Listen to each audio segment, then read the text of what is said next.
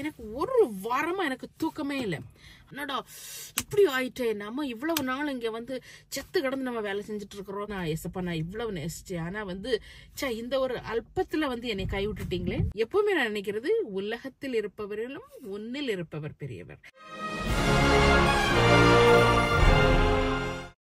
லண்டத்து பிரச்சனையின் அன்பு வணக்கம். ஹலோ, எல்லாரும் எப்படி இருக்கீங்க? சூப்பரா இருப்பீங்க நம்புறேன். நான் நல்லா சூப்பரா இருக்கிறேன் மக்கள். இன்னைக்கு சூப்பரான நாள் நல்ல அடிப்படையான நாள். என்னன்னு கேட்டீங்கன்னா, இன்னைக்கு வந்து நீங்க வந்து நிறைய பேர் கேட்ட ஒரு வீடியோ. என்னுடைய லைஃபை வந்து பல பாகத்தையும் உங்களோட ஷேர் பண்ணியிருக்கிறேன். எப்படிங்கிறது, இங்கிலாந்துக்கு வந்து என்னது இங்கே செட்டில் ஆனது, எனக்கு கல்யாணம் முடிஞ்சது, இதெல்லாம் நிறைய நான் என்னுடைய லைஃபை வந்து அப்பப்போ ஷேர் பண்றது உண்டு. இன்னைக்கு வந்து அதே மாதிரிதான் ஒரு முக்கியமான ஒரு இது. அக்கா, அவங்க ப்ரேயர் லைஃப் எப்படி இருக்கும், நீங்க ப்ரேயர் பண்ணுவீங்களா அப்படின்னு சொல்லி நிறைய பேர் கேட்டிருந்தீங்க. நீங்க எப்படி எல்லாம் ப்ரேயர் பண்ணுவீங்க, எப்படி பிரார்த்திப்பீங்க அப்படின்னு சொல்லி நிறைய பேர் கேட்டிருந்தாங்க. ஸோ அதனால இந்த வீடியோ வந்து இந்த வருஷத்தினுடைய இறுதியில இருக்கும்போது இந்த வீடியோ பண்ணணும்னு எனக்கு தோணுச்சுது. ஸோ அதனால இந்த வீடியோ இந்த வீடியோல வந்து என்னுடைய ப்ரேயர் லைஃப் எப்படி இருக்குது, நான் எப்படி எல்லாம் பிரார்த்திப்பேன், எப்படி எல்லாம் நான் கோயிலுக்கு போவேனா, கடவுளை கும்பிடுவேனா இல்லையாங்கிறது, எப்படி நான் இது பண்ணுவேன்னு, இது என்னுடைய ஓன் வே. இது வந்து எல்லாருடைய வேயா இருக்கணும்னு அவசியம் இல்லை. ஒருத்தருக்கும் ஒரு விதமான நம்பிக்கை இருக்கலாம். ஸோ எப்படின்னு பாத்தீங்கன்னா, கடவுள் நம்பிக்கை அப்படின்னு சொல்லும்போது, பிரார்த்தனை அப்படின்னு வரும்போது பாத்தீங்கன்னா, எனக்கு வந்து சின்ன வயசுல இருந்தே எனக்கு வந்து கடவுள் இந்த ப்ரேயர்ல எல்லாம் நிறைய ஒரு ஈடுபாடு உண்டு. சர்ச்சுக்கு போறது, எங்க வீட்டுல வந்து எங்க அப்பா அம்மா எல்லாருமே ரொம்ப ஒரு ஃபெய்த்ஃபுல்லான ஆட்கள். எங்க அப்பா ஸ்பெஷலி எங்க அப்பாவுக்கு வந்து ரொம்ப ரொம்ப ரொம்ப ரொம்ப ஒரு ஃபெய்த்ஃபுல்லான ஆளு. ஸோ நான் ஏற்கனவே பல வீடியோஸ்ல நான் அவருடைய ப்ரேயரை பற்றியான அவருடைய எண்ணங்களை நான் ஷேர் பண்ணியிருக்கிறேன். ஸோ அதனால அப்படி ஒரு ஃபேமிலி பேக்ரவுண்ட்ல வளர்ந்ததுனால டெய்லி எங்களால சர்ச்சுக்கு போக முடியாட்டாலும் நாங்க வந்து எவ்ரி சண்டே நாங்க சர்ச்சுக்கு போகக்கூடியவங்க. ஸோ அது மட்டும் இல்லாம சர்ச்சில் உள்ள பல ஆக்டிவிட்டிஸ், பாடகர் குழு, மறைக்கல்வி குழு, இந்த மாதிரி எங்களுக்கு சர்ச்சில் பல குழுக்கள் இருக்கும். அந்த பல ஆக்டிவிட்டிஸ்ல எல்லாம் ரொம்ப பங்கேற்று நிறைய அந்த கான்ட்ரிபியூஷன் பண்ணின ஆள் தான் நான். எங்க ஃபேமிலி அந்த மாதிரி கான்ட்ரிபியூஷன் பண்ணதான். எங்க அப்பா எங்க அம்மா எல்லாருமே அந்த மாதிரிப்பட்ட ஒரு இதுல இருந்தா நாங்க வந்திருக்கிறோம். ஓகே, சோ அப்படி இருக்கும்போது பாத்தீங்கன்னா, நமக்கு வந்து காலங்கள் இப்ப நான் பெரிய ஆளா ஆயிட்ட வரும்போது, ஒரு டீனேஜரா வரும்போது வந்து, அப்போ நான் படிச்சதெல்லாம் வந்து கான்வென்ட் ஸ்கூல்ல, செயின்ட் ஜோசப்ஸ் கான்வென்ட்ல படிச்சேன். ஸோ செயின்ட் ஜோசப்ஸ் கான்வென்ட்ல படிக்கும் போதும் சரி, அங்கேயும் வந்து நல்ல ஒரு ப்ரேயர் அட்மாஸ்பியர் இருக்கும். ஸோ அந்த மாதிரி எப்பவுமே ஒரு கடவுளோடைய ஒரு டச்ல இருக்கிற மாதிரியே தான் என்னுடைய லைஃப் வந்து சின்ன பிள்ளையில இருந்தே வந்துகிட்டு இருந்துன்னு வைங்களேன். சோ அப்படி இருக்கும்போது பாத்தீங்கன்னா, நான் வந்து ஒரு 3 விதமான இன்சிடென்ட் நான் சொல்றேன். என் லைஃப்ல நடந்த 3 விதமான இன்சிடென்ட் சொல்றேன். எப்ப வந்து என்னைய பொறுத்தவரையில ப்ரேயர் பண்றது அப்படிங்கிறது வந்து ஒரு காரியத்துக்காக தான் நம்ம ப்ரேயர் பண்றோம் அப்படின்லாம் இல்லை. என்னைக்குமே கடவுளோட நமக்கு ஒரு ரிலேஷன்ஷிப் இருக்கணும். எப்பவுமே எனக்கு வந்து அந்த ஒரு ரிலேஷன்ஷிப் இருக்கும். காலையில எழும்பணும், பைபிள் எடுத்தோம், படிச்சோம், நைட் அப்படி அது வந்து ஒரு ரூட்டீன் அப்படின்னு இல்லாம எப்பவுமே எனி டைம், அதாவது எப்பமெல்லாம் நம்ம மூச்சு எடுத்து இழுக்கிறோமோ அப்பமெல்லாம் எனக்கு வந்து ஆண்டவருடைய எண்ணம் வந்து என்னுடைய கடவுளுடைய எண்ணம். ஓகே, என்னைய வந்து பாதுகாத்து வருகிறது வந்து கடவுள் தான் அப்படிங்கிற ஒரு எண்ணம் வந்து எனக்கு எப்பவுமே உண்டு. ஒரு தனிப்பட்ட அந்த ஒரு மணி நேரத்துல காலையில இல்லைன்னா சாயங்காலம் ஜெபமாலை சொல்லும்போது, காலையில ப்ரேயர் சொல்லும்போது, இல்ல சண்டே மாஸ்க்கு போகும்போது, சர்ச்சுக்கு போகும்போது மட்டும் இல்லை, எப்பவுமே எனக்கு வந்து அந்த ஒரு எண்ணம் உண்டு. அது சின்ன பிள்ளையில எனக்கு அந்த எண்ணம் உண்டு. சில நேரங்கள்ல அதை இது பண்றது உண்டு. அதுக்காக நான் வந்து ரொம்ப, நீங்க நினைக்காங்க, ஐயோ ரொம்ப ஹோலியான அக்கா எப்படி இருக்கிறாங்க பாருங்க அப்படின்லாம் நீங்க நினைக்க, ஐயோ என்ன திரும்ப எல்லாம் ஒவ்வொரு மூச்சு எடுக்கும் போது கடவுளை நினைச்சிட்டு இருக்கிறாங்க, இவங்களுக்கும் கடவுளுக்குமான ஒரு பந்தம் வந்து ரொம்ப கூடுதல் அப்படின்லாம் நீங்க நினைக்காதீங்க. நானும் வந்து ஒரு நம்மள எல்லாரும் மாதிரி சாதாரண பண்ணுதான். எப்படின்னு கேட்டீங்கன்னா, திடீர்னு ஒரு காரியத்துக்காக நான் ப்ரேயர் பண்றேன்னு வைங்களேன், அது நடக்காம போது தள்ளி போகுதுன்னு வைங்களேன். அப்ப நான் ஆண்டவர்கிட்ட சண்டை போடுவேன். என்ன ஆண்டவரே, நான் வந்து எவ்வளவு உங்க மேல விசுவாசம் வச்சிருக்கிறேன், இந்த உலகத்துல எல்லாரையும் விட நீங்க தான் எனக்கு பெரியவங்கன்னு சொல்லிட்டு திரிகிறேன், உலகம் எல்லாம் இப்படித்தானே சொல்லிட்டு திரிகிறேன், ஏசப்பான்னு சொல்லுகிறேன், எனக்கு நீங்க வந்து இதை செய்ய தர மாட்டீங்களே, உங்களுக்கு என்ன கண்ணு இல்லையா, காது இல்லையா, இப்படி எல்லாம் கேட்கறது உண்டு. எப்படின்னா, பைபிள்ல இது இருக்குது. அந்த மோசஸ் காலத்துல, மோயிசன் பைபிள் ஒரு ஸ்டோரி உண்டு. மோசஸ் காலத்துல வந்து எகிப்தியர்கள் அடிமையா இருந்தவங்களை வந்து அங்கிருந்து விடுவிச்சு வழிநடத்தி ஆண்டவர் மோசஸ் தலைமையில வந்து கொண்டு வந்துட்டு இருப்பாரு. ஆனா ஒவ்வொரு இடத்துலயும் வந்து அவங்களுக்கு தேவையான உணவு, அவங்களுக்கு எல்லாமே வந்து ஒவ்வொரு இடத்துல அவங்களுக்கு என்னென்ன தேவையோ அந்தந்த காலகட்டத்தில் அவங்களை கொடுத்து 40 வருஷம் நடந்த அது ஒரு பெரிய பயணம். உலகத்தையே இன்னும் வரை உலுக்கிட்டு இருக்கிறது, எப்படி இது முடியும் அப்படிங்கிற ஒரு பயணம். அந்த பயணத்துல அவங்க வந்து நடந்து வந்துட்டு இருக்கும்போது ஒவ்வொரு தடவையும் அவங்களுக்கு வந்து சாப்பாடு இல்லாம போகும்போது, இல்லைன்னா ஏதாவது நோய்கள் வரும்போது எல்லா டைமும் கடவுள் அவங்களை வந்து நல்ல அழகா ப்ரொடெக்ட் பண்ணி கொண்டு வருவார். ஆனா ஒவ்வொரு தடவையும் கஷ்டம் வரும்போது அவங்க என்ன திரும்ப சொல்லுவாங்க, ஐயோ உங்களை நம்பி வந்தோமே, இந்த ஆண்டவரை நம்பிங்க, நாங்க எங்க நாட்டை வீட்டுக்கிட்டு நாங்க வந்தோமே, எங்களுக்கு ஒண்ணும் இல்லையேன்னு ஒவ்வொரு தடவையும் அவங்க சொல்லுவாங்க.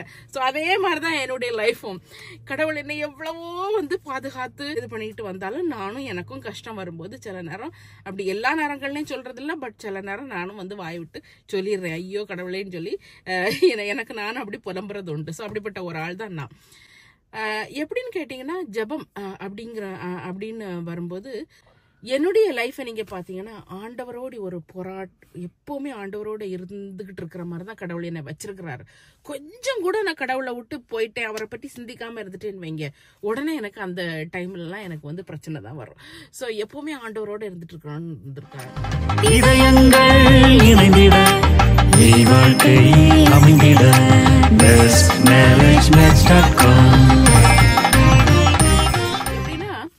நான் வந்து நல்ல ஸ்கூல்ல நல்லா படிப்பேன். 10th நல்ல மார்க். அப்பமெல்லாம் வந்து ஒரு எத்தனை 25-30 வருஷத்துக்கு முன்னால நம்ம 10th எழுதும்போது அதுல வந்து 400க்கு மேல நம்ம மார்க் எடுக்கணும்னாலே அது ஒரு பெரிய ஒரு சாதனை.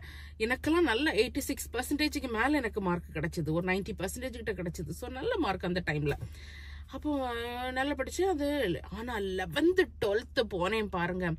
11th 12th பயங்கர விளையாட்டு. ஐயோ, இல்லாத எல்லா டான்ஸ் அது இதுன்னு என்ன மாதிரியான எக்ஸ்ட்ரா கரிக்குலர் ஆக்டிவிட்டிஸ் எல்லாம் உண்டோ அதுலலாம் சேர்ந்து நாம் பண்ணாத அரட்டையும் நாம் பண்ணாத ஆட்டம் கிடையாது.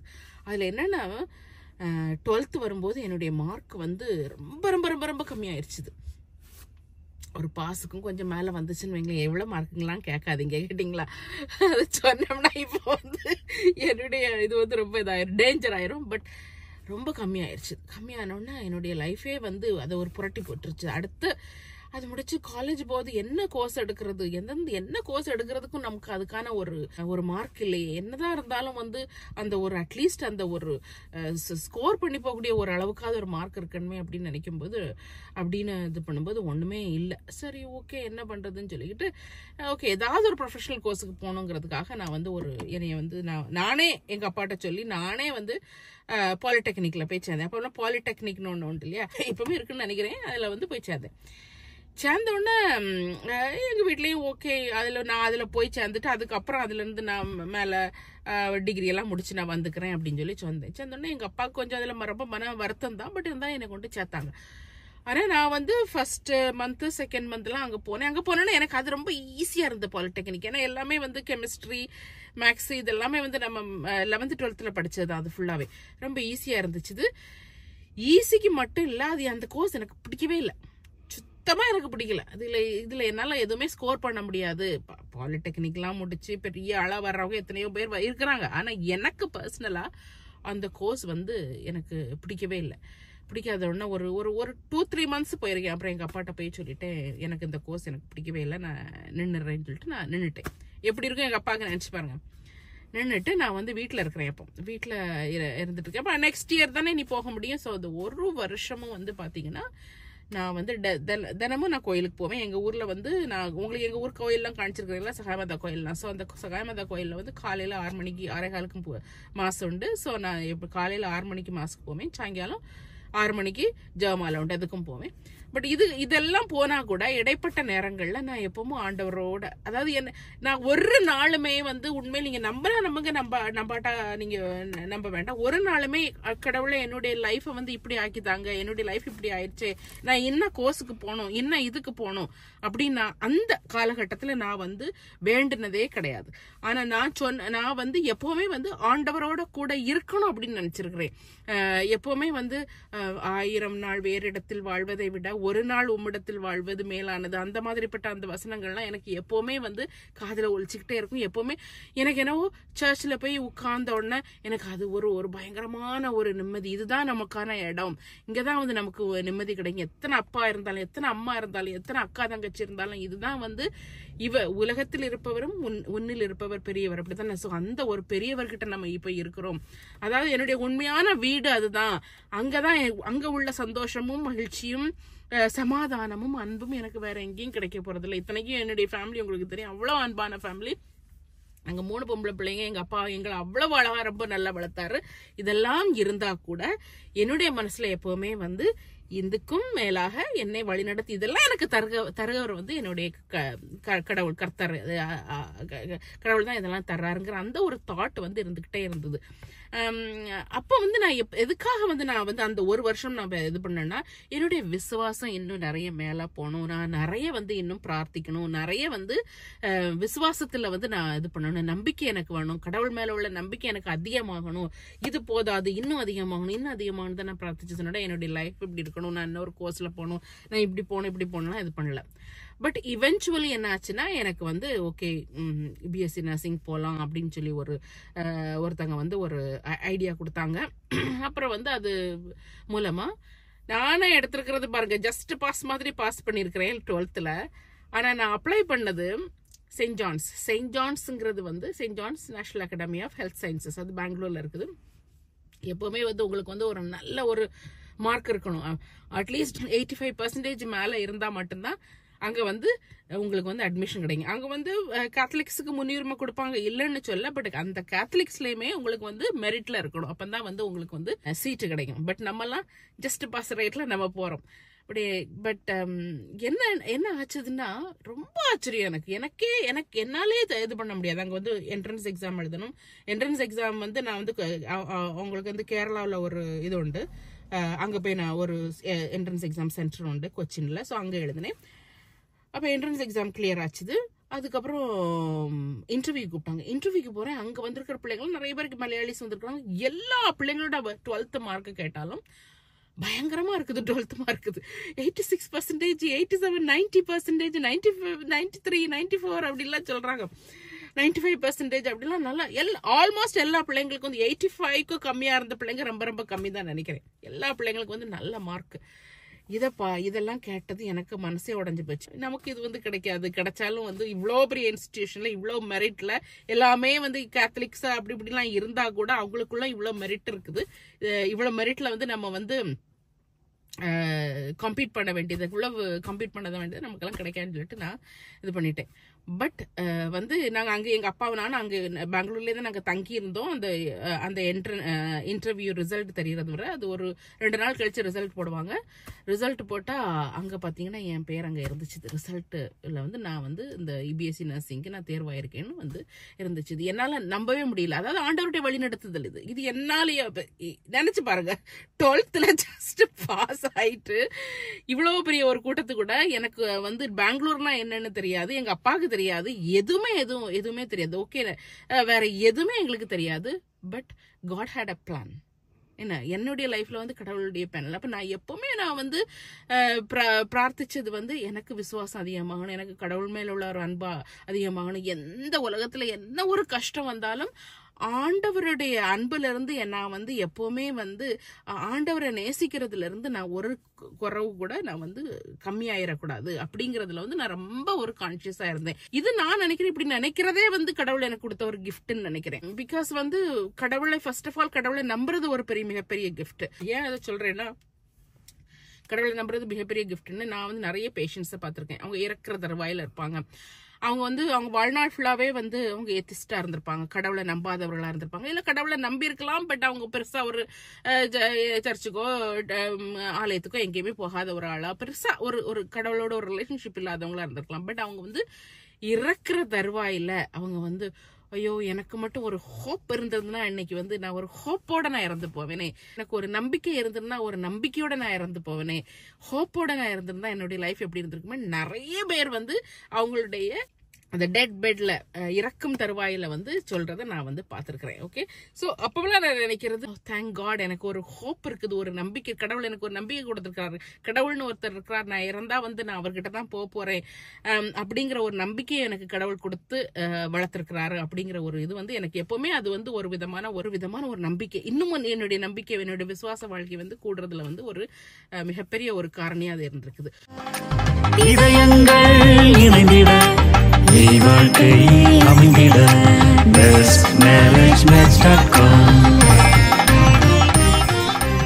ஸோ இப்படிதான் வந்து என்னுடைய இந்த லைஃப் வந்து ஸ்டார்ட் ஆயிடுச்சு கேட்டிங்களா. ஸோ இப்போ நிறைய பிள்ளைங்களாம் நீங்கள் வந்து 12th எல்லாம் முடிச்சிருப்பீங்க, உங்களால பெருசாக மார்க் ஸ்கோர் பண்ண முடியல, கடவுள் என்னை கை விட்டுட்டாரே, கடவுள் என்ன இது பண்ணிட்டாரே அப்படின்னு வந்து நீங்கள் நினைக்காதீங்க. எப்பவுமே வந்து கடவுளோடு உள்ள அந்த ஒரு உறவுலே இருந்துட்டுருங்க. எப்பவுமே ஜெபிச்சுட்டே இருங்க. நான் சொல்றேன், இது அட்வைஸா எடுக்க வேண்டாம், ஜஸ்ட் ஒரு இதா எடுக்கலாம்.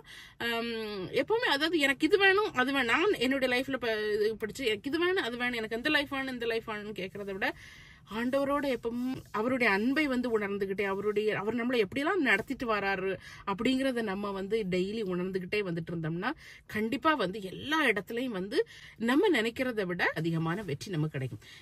எப்படின்னு கேட்டீங்கன்னா, என்னுடைய லைஃப்ல எப்பவுமே எப்படி நடக்கும்னா, ஒரு காரியத்துக்காக நான் ஒரு முயற்சி எடுக்கிறேன்.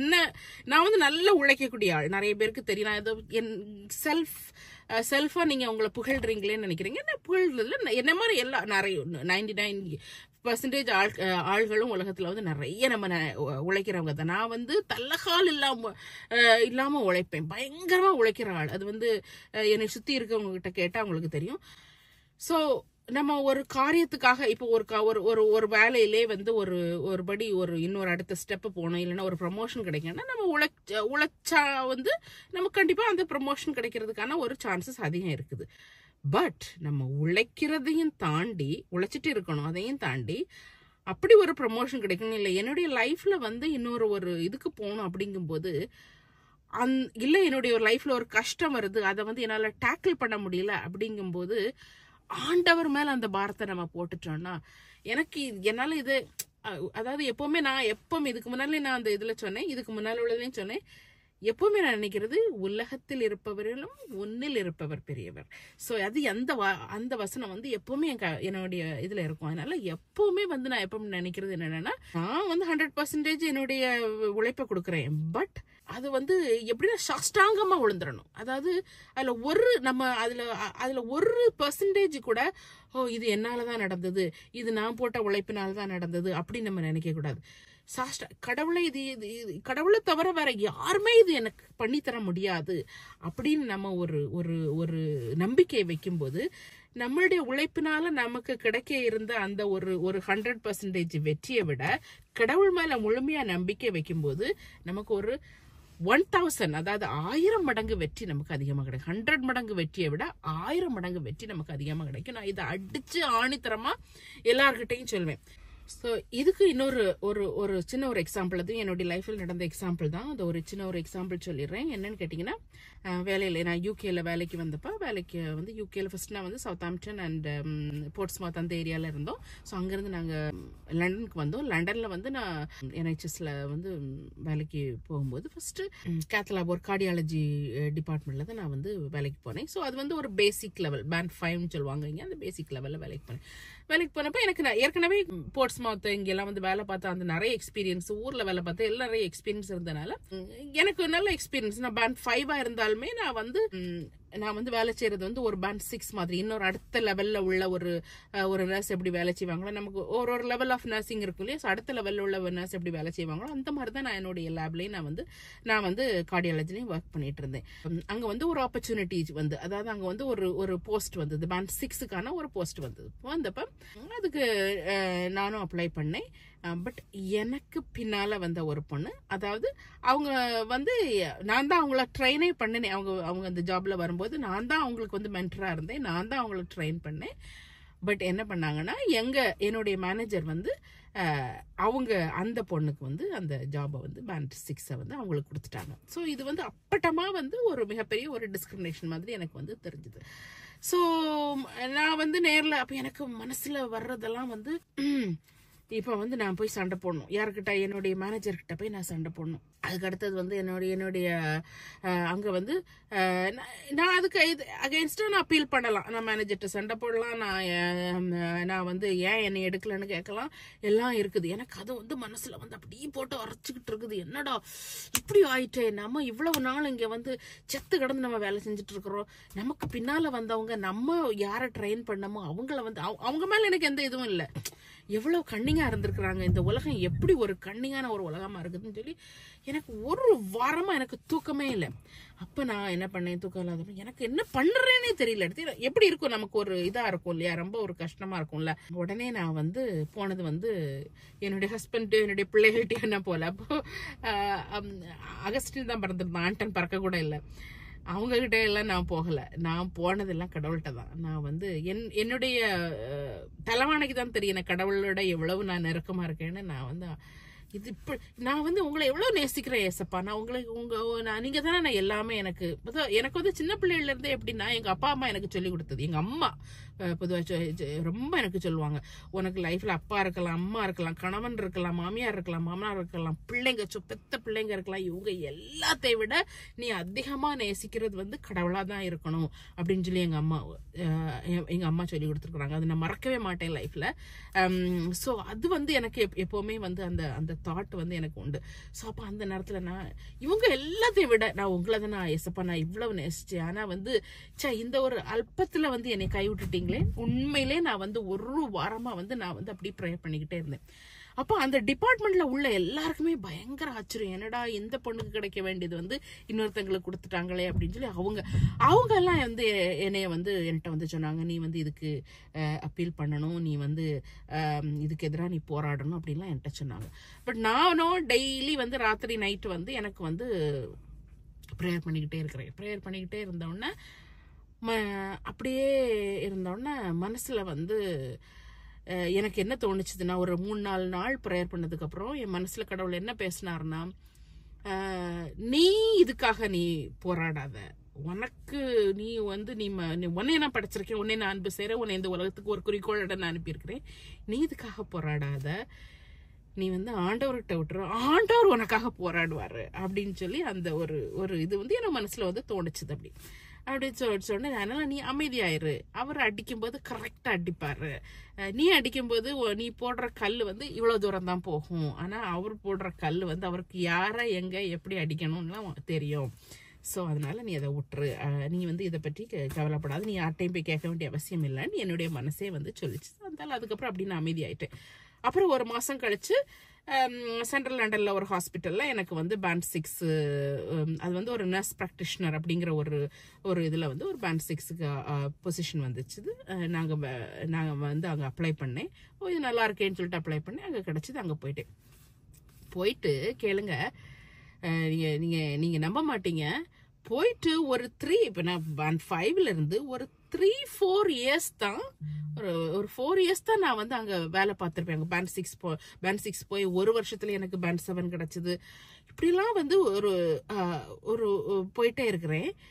ஒரு 3-4 இயர்ஸ்ல பேண்ட் 8, அதாவது என்னுடைய மேனேஜர் இங்க இருந்தாங்களே அந்த கார்டியாலஜில, எனக்கு வந்து அந்த ஒரு பேண்ட் 6ங்கிற அந்த ஒரு எனக்கு ப்ரமோஷன் கொடுக்காம இருந்தாங்கல்ல, அவங்க ஒரு மேனேஜரியல் பொசிஷன் போய் அது பேண்ட் 8ல இருந்தாங்க இல்லையா, அந்த ஒரு 4 இயர்ஸுக்குள்ளே எனக்கு திரும்பவும் கடவுள் வந்து பேண்ட் 8 அப்படிங்கிற அந்த பொசிஷனை வந்து சேம் ஹாஸ்பிட்டல், எங்க மேனேஜர், எனக்கு எந்த மேனேஜர் வந்து இந்த பேண்ட் 6 லெவல்ல கொடுக்கலையோ, அவங்க எந்த ஹாஸ்பிட்டல்ல வேலை பார்க்குறாங்களோ அதே ஹாஸ்பிட்டல்ல, அந்த டிபார்ட்மெண்ட்ல இல்ல வேற டிபார்ட்மெண்ட்ல எனக்கு அதே ஒரு பதவியை வந்து கடவுள் கொடுத்தாரு. ஓகே, ஸோ கொடுத்ததும் நான் வந்து ரொம்ப எனக்கு ஷாக்காக இருந்து. நான் அவங்கள எப்பவுமே நான் தப்பா சொல்ல மாட்டேன். She's extraordinary woman. பயங்கரமா அவங்க வந்து இது பண்ணுவாங்க. பட் அந்த டைம்ல அவங்களுக்கு கொடுக்கணும்னு இருந்து அவங்களுக்கு அவங்க மனசுல எந்த பட்டதோ அதை பண்ணியிருக்கிறாங்க. ஸோ அவங்க வந்து நீங்க நம்ப மாட்டீங்க, நான் வந்து அந்த பேண்ட் 8 அந்த பெரிய ஒரு போஸ்ட்ல வந்ததும் நான் ஒரு 1 மந்த் கழிச்சு நான் அவங்கள போய் பார்க்க போனேன். அந்த மேனேஜரை போய் நான் அங்கே போய் பார்க்க போனேன். பார்த்தோன்னே அவங்க முதல்ல சொன்னோன்னே அவங்க என்னை பார்த்துட்டு ஐ லாஸ்ட் அ ஜெம் அப்படின்னு சொன்னாங்க என்னைய பார்த்துட்டு. ஐ last a gem, you should have been here அப்படின்னு சொல்லி சொன்னாங்க. சரி, no, don't worry about it. No, நான் அதுக்காக வரல. I just came to see you all. ஏன்னா எனக்கு ரொம்ப நம்ம இந்த டிபார்ட்மெண்ட் எனக்கு ரொம்ப பிடிக்கும். அது just came to see you all சொல்லி சொன்னேன் அப்படின்னு சொல்லி அவங்க சொன்னாங்க. ஸோ அவங்களுடைய முன்னிலையிலேயே கடவுள் என்னை வந்து இவ்வளோ பெரிய ஒரு உயரத்துக்கு உயர்த்தினார். ஸோ அதான் ஆண்டவருடைய பிளான் வந்து நமக்கு தெரியாது. நான் அன்னைக்கு வந்து அவங்க எனக்கு ஒரு பேண்ட் 6 ரோலை கொடுத்துருந்தாங்கன்னு வைங்களேன். நான் அங்கே போய் எந்த பேர் அந்த டிபார்ட்மெண்ட் எனக்கு ரொம்ப பிடிக்கும். கார்டியாலஜி டிபார்ட்மெண்ட் ரொம்ப பிடிக்கும். நிறைய ஃப்ரெண்ட்ஸ் இன்னைக்கும் அவங்க உள்ளவங்க தான் எனக்கு நல்ல ஃப்ரெண்ட்ஸாக இருக்கிறாங்க. நிறைய ஃப்ரெண்ட்ஸ் உண்டு. ஸோ நான் அந்த டிபார்ட்மெண்ட்ல எனக்கு ஒரு பேண்ட் 6 ரோலை கொடுத்துருந்தாங்க வைங்களேன். நான் வந்து அங்கேயே ஒரு பேண்ட் 6 தான் இன்னைக்கு வரை நான் ஒரு பேண்ட் 6 தான் இருந்திருப்பேன். இந்த பேண்ட் 8ங்கிற இந்த ஒரு ஹையஸ்ட் லெவலை வந்து நான் போயிருக்கவே மாட்டேன். ஏன்னா அங்கெல்லாம் அந்த அளவுக்கு வேகன்சி வராது. இப்போ அவங்க ரிட்டையர்ட் ஆயிட்டாங்க அங்கிருந்து அந்த மேனேஜர். பட் நான் என்ன சொல்ல வரேன்னா, கடவுள் நமக்காக ஒரு இதை வந்து வச்சிருப்பாரு. நம்ம வந்து மனுஷ நிலையில வந்து இதுல போயிருவோம் அதுல போயிருவோம், அந்த கஷ்டம் இப்ப நீங்கிறாதா அப்ப நீங்கிறாதான்னு நினைப்போம். ஆனா ஆண்டவர்கிட்ட வந்து நம்ம ஒப்படைக்கும் போது நம்ம வந்து 100 மடங்கு எனக்கு இது வேணும். அதாவது நான் நினைச்சதெல்லாம் எனக்கு ஒரு பேண்ட் 6 வேணும்னு நினைச்சேன். ஆனா கடவுள் நான் அவர்கிட்ட என்னுடைய எண்ணங்களை நான் வந்து சப்மிட் பண்ணப்ப அவர் வந்து எனக்கு 1000 மடங்கு வெற்றியை கொடுத்தாரு.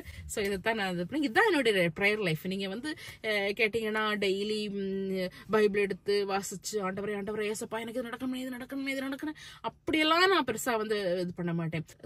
எவ்ரி சண்டே நாங்க வந்து சர்ச்சுக்கு போறது உண்டு. அதுல எந்த மாற்றமும் கிடையாது. பட் இந்த மாதிரி பெரிய கன்வென்ஷன் இல்லைன்னா பெரிய ப்ரேயர் குரூப் மீட்டிங்கு அதெல்லாம் போடுவாங்க இல்லையா. ஸோ அதுலலாம் நான் வந்து போறதே கிடையாது. எப்போவாது நான் 1 or 2 டைம்ஸ் ஏதாவது ஃப்ரெண்ட்ஸோட சேர்ந்து போயிருப்பேன். பட் அதுல எல்லாம் நான் போறது கிடையாது. நான் எனக்குள்ள எப்பவும் என் உலகத்தில் இருப்பவரிலும் உங்களில் இருப்பவர் பெரியவர்ங்கிற ஒரு வார்த்தை எனக்கு எப்பவுமே எனக்குள்ள ஓடிட்டு இருக்கும். அதனால வந்து இப்பவும் நான் சொல்றேன், எனக்கு கணவன் அவர் தான் வந்து எனக்கு கேமரா எடுத்துட்டு இருக்கிறாரு. எனக்கு அவரை விட எல்லாம் மிகப்பெரியவர் தான் கடவுள். ஓகே, எனக்கு பிள்ளைங்க இருக்கிறாங்க, அவங்கள விடையும் எனக்கு மிகப்பெரியவங்க தான். அவங்கள விடவும் ஒரு படி மேலதான் கடவுள். இவங்களாம் கடவுள் எனக்கு கொடுத்த கிஃப்ட். கண்டிப்பா இவங்களை வந்து நான் எல்லாருக்கும் மேலாக நான் அன்பு செய்யணும். நான் அதை செஞ்சுட்டு இருக்கிறேன். பட் இவங்களுக்கும் மேலாக நான் அன்பு செய்யறதுதான் கடவுள். ஸோ அந்த அன்பு கடவுளுடைய அந்த நிறைய பேர் இது ரொம்ப கொஞ்சம் கஷ்டம் தான். எனக்கு ப்ரேயர் லைஃப் நீங்க டெய்லி எப்படி ப்ரேயர் பண்ணுவீங்கன்னு கேட்டா நீங்க எப்படி சொல்லிட்டு இருக்கிறீங்களே அப்படின்னு நினைப்பீங்க. இது கொஞ்சம் கஷ்டம் தாங்க இது பண்றதுக்கு. அதாவது அந்த relationship with God is a continuous relationship.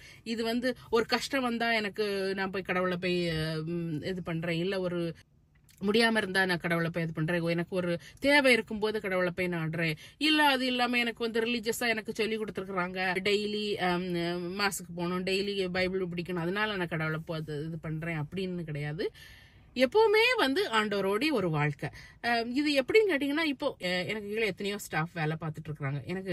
எனக்கு கையில வந்து எத்தனையோ பேஷண்ட்ஸ். அவங்களெல்லாம் வந்து வேலை பார்க்குற டிபார்ட்மெண்ட்ல ஐதர் அவங்களுக்கு ஒரு கேன்சர் இருக்கும், இல்லைன்னா கேன்சர் டயக்னோசிஸ்க்காக வெயிட் பண்ணிட்டு இருப்பாங்க.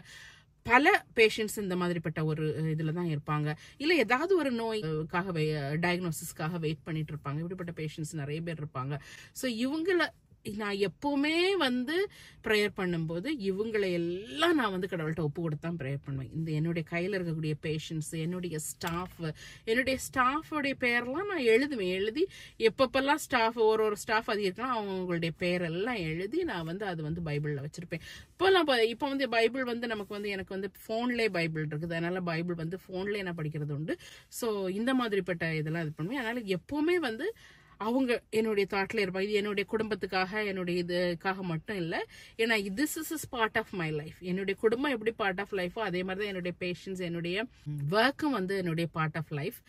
அதனால அவங்களும் எப்பவுமே என் கூட இது பண்ணிட்டு போவாங்க. சில நேரம் சில பேஷண்ட்ஸை பார்க்கும்போது ஐயோ ரொம்ப கஷ்டப்படுறாங்களே கடவுளே, நான் இது பண்ணி நான் வேண்டி இருக்கிறேன், ஐயோ இவங்களுக்கு வந்து கூடிய சீக்கிரமா இந்த உலக வாழ்க்கையில இருந்து ஒரு விடுதலை கொடுத்தா இவங்களுக்கும் நல்லா இருக்கும், அவங்களுடைய குடும்பத்துக்கும் நல்லா இருக்குமே நான் வேண்டி இருக்கிறேன். இல்லைன்னா ஐயோ இவங்களுக்கு வந்து நல்ல ஒரு டயக்னோசிஸை கொடுக்கணும், இவங்களுக்கு கேன்சர் இருக்கக்கூடாது அப்படின்னு நான் வேண்டி இருக்கிறேன். ஸோ இந்த நான் பார்க்குற வேலையில 2 கண்ணால மட்டுமே பார்த்தா மட்டுமே அது போதாது. நமக்கு வந்து 3வது கண் இருக்கணும். எப்பவுமே நான் கடவுள்கிட்ட நான் வேண்டது அதுதான். ஆண்டவரே நான் இன்னைக்கு வந்து வேலைக்கு போறேன், இன்னைக்கு வந்து எனக்கு அந்த 3வது கண்ணை வந்து கண்ணுக்கு ஒரு பார்வை கொடுங்க. அந்த 3வது கண் மூலமா என்னுடைய பேஷண்ட்ஸை நான் பார்த்து அது மூலமா அவங்களுக்கு நான் உதவி பண்ணணும், அவங்களுக்கு ஹெல்ப் பண்ணணும். அதுதான் வந்து என்னுடைய எப்பவும் உள்ள ப்ரேயர். அதே மாதிரிதான் என்னுடைய ஸ்டாஃப்களுக்காக நான் ப்ரேயர் பண்ணேன். என்னுடைய ஸ்டாஃப்க்கெல்லாம் அவங்களுக்கு ஒரு 3வது கண்ணை கொடுங்க. ஓகே, ஜஸ்ட் அவங்க பாக்குறதையும் அவங்க படிச்சதையும் வச்சு மட்டும் வந்து ஒருத்தங்களை வந்து ஜட்ஜ் பண்ண, ஒருத்தங்களுக்கு வந்து கேர் கொடுக்க கூடாது. கடவுள் கொடுக்கக்கூடிய அந்த 3வது பார்வையினால அவங்க வந்து கேர் கொடுக்கலாம். அப்போ இன்னொரு அதிகப்படியான ஒரு கேரை கொடுப்பாங்க. சின்ன சின்ன மிஸ்டேக்ஸ்லாம் வர்றதெல்லாம் தடுக்கலாம். ஸோ இதெல்லாம் வந்து என்னுடைய பிரார்த்தனைகள்ல எப்பவும் இருக்கும். இப்போ வந்து என்னுடைய பிரார்த்தனையில அதிகமாக சேர்ந்துக்கிட்டது நீங்க எல்லாருமே, சப்ஸ்கிரைபர்ஸ் எல்லாருமே. சில நேரம் சப்ஸ்கிரைபர்ஸ் எனக்கு இமெயில் பண்றதுண்டு, அக்கா எனக்காக இதுக்காக ப்ரேயர் பண்ணுங்கலாம் இமெயில் பண்றதுண்டு. ஸோ எப்பவுமே வந்து நான் எல்லாருக்கும் சொல்ல விரும்புறது, எப்பவுமே வந்து கஷ்டம் வந்தா மட்டும், இல்லைன்னா எனக்கு தேவை இருந்தா மட்டுமே கடவுள்கிட்ட நம்ம போற அந்த ஒரு இதை இல்லாம எப்பவுமே ஆண்டவரோட நம்ம இருக்கும்போது எப்பவுமே அவர்கிட்ட நம்ம சண்டை போடலாம். அதெல்லாம் வந்து நான் சொல்றேன்ல, என்னால சண்டை போட்டிருக்கேன். நான் ஏற்கனவே சொன்னா இல்ல, சண்டை போடலாம். எதுக்கு எனக்கு இப்படி பண்றீங்கன்னு திட்டலாம். பட் அந்த ரிலேஷன்ஷிப் வித் காட் வந்து எப்பவுமே இருந்துகிட்டு இருந்தா நமக்கு வந்து இந்த மாதிரி பிரச்சனைகள் வரும்போது அந்த பிரச்சனைகள் வந்து நம்ம மட்டும் தலையில ஏற்றி ஐயோ இதுக்கு எப்படி நான் வந்து விடிவு காண போறேன், இதுக்கு எப்படி நான் வந்து முடிவு காண போறேன், நம்மளே நம்ம உழந்துட்டு இருக்கிறாம நம்ம வந்து இப்படி ஒரு பிரச்சனை இருக்குது ஆண்டவரே, நம்ம கஷ்டமா தான் இருக்கும். உலக அளவுல நம்ம நான் இவ்வளவு பேசுறேன், எனக்கு இன்னைக்கும் ஒரு பிரச்சனை வந்தா நான் ரொம்ப மனசுக்கு கஷ்டப்படுவேன். ஆனா வந்து அப்படி கஷ்டமா தான் இருக்கும். ஆனாலும் அந்த டைம்ல வந்து நம்ம வந்து தனியா இருக்கும்போது கடவுள்கிட்ட வந்து இந்த பிரச்சனை இருக்குது ஆண்டவரே, உங்களுக்கு தெரியாதது இல்ல, இந்த உலகத்துல என்ன கொண்டு விட்டுருக்கீங்க, இந்த பிரச்சனைக்கு வந்து எஜமான நீங்க தான், நான் கிடையாது அப்படின்னு சொல்லி முழுசு மூட்டை கட்டி அவருடைய பாதத்துல நான் வச்சிருவேன். அப்ப வந்து அதுக்கு உண்டான பலன்கள் சில நேரங்கள்ல வந்து அதுக்கு வந்து கொஞ்சம் டைம் ஆகலாம். ஆனா வந்து அதுக்கு உண்டான பலன்கள் இருக்குது பாருங்க. அது நமக்கு அந்த பலன் திரும்பி நமக்கு கிடைக்கும் போது அது ஒரு அது சொல்ல முடியாத ஒரு மிகப்பெரிய ஒரு பலனா இருக்கும். அந்த பலனால நமக்கு வரக்கூடிய ஒரு நன்மைகள் வந்து சொல்ல முடியாத அளவுக்கான நன்மைகள் இருக்கும். அதனால வரக்கூடிய மகிழ்ச்சி வந்து சொல்ல முடியாத அளவுக்கு மகிழ்ச்சியா இருக்கும். நம்ம கடவுளோடி போயிட்டு இருக்கிறதுனால உங்களுக்கு என்னக்கா அப்ப கடவுள் உங்களை வந்து சூப்பரா வச்சிருக்கணுமே, ஒரு கஷ்டமே இல்லையான்னு சொல்லாதீங்க.